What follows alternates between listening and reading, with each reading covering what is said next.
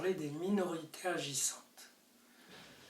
La démocratie, c'est un système de gestion sociale et qui suppose les individus autonomes et qui additionne les voix pour une décision majoritaire, pour une élection, etc.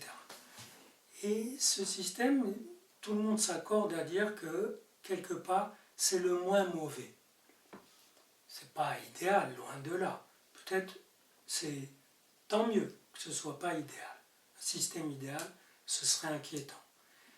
Mais ce système est parasité, dérangé, perturbé, dans le bon et dans le mauvais sens, par un autre système que j'appellerais les minorités agissantes.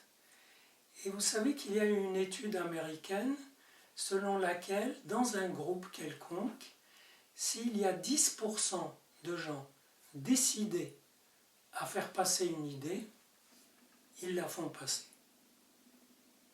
S'ils sont actifs. Pourquoi? Parce qu'ils misent sur l'apathie des autres, leur indifférence, leur bienveillance, leur curiosité. Ah tiens, il dit ça. Oh oui, ça peut se discuter. Mais le temps de discuter, le temps d'hésiter, le temps, et puis d'une certaine mollesse, les autres ont avancé tous les plans. Et quand évidemment une minorité est médiatisée, alors là, elle contrebalance presque toute la majorité. Parce que les médias la font apparaître comme remplissant tout l'espace. Vous voyez, et c'est un phénomène très courant ici. Vous avez une petite minorité qui a un problème professionnel, elle manifeste ou elle bloque, et puis elle amène les médias, voilà, regardez le tac. On a l'impression que tout le pays ne fonctionne que, voilà, ils se demandent, mais bien sûr il faut leur accorder ce qu'ils demandent. Et les autres, il y a une autre minorité qui vient, et il faut leur accorder ce qu'ils demandent, etc. Et on a une espèce de retournement un peu pervers, où la majorité se met au service de la minorité. Ou en tout cas, considère que c'est la moindre des choses, quand on est digne, poli, etc., que de soutenir cette minorité, laquelle est en fait anti-majorité, parce qu'elle a ses intérêts propres. Vous voyez, c'est la moindre des choses, et comme l'immense majorité, en général, surtout dans les pays un peu occidentaux, chrétiens, la majorité est généralement imbibée de culpabilité.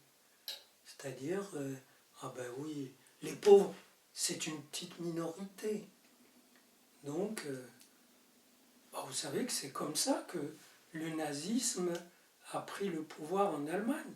Avant, c'était des petits groupes qui venaient, qui faisaient des actions comme ça, un peu violentes, pour faire passer telle ou telle chose qui, au départ, était relativement passable.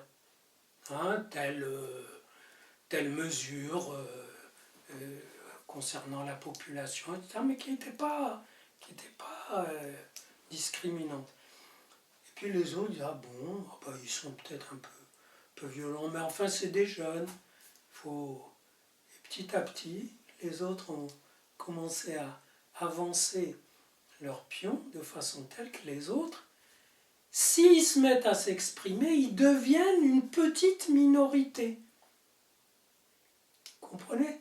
S'il y a des jeunes qui envahissent des wagons, qui molestent quelqu'un ou qui lui piquent un truc, etc., pour que quelqu'un du wagon se lève et leur résiste, il faut qu'il affronte la position où il est non pas représentant de la majorité, mais minorité infime réduite à un ou deux individus.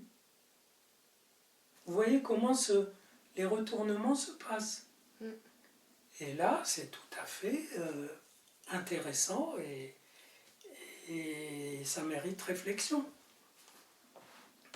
Et comment des minorités, mais actives, collectives, non seulement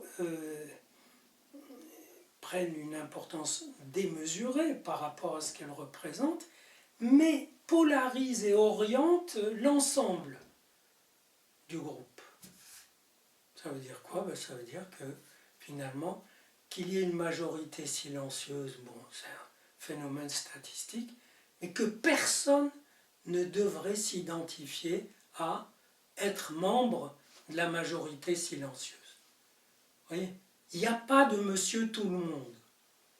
Il n'y a pas de voilà, je suis un Français moyen.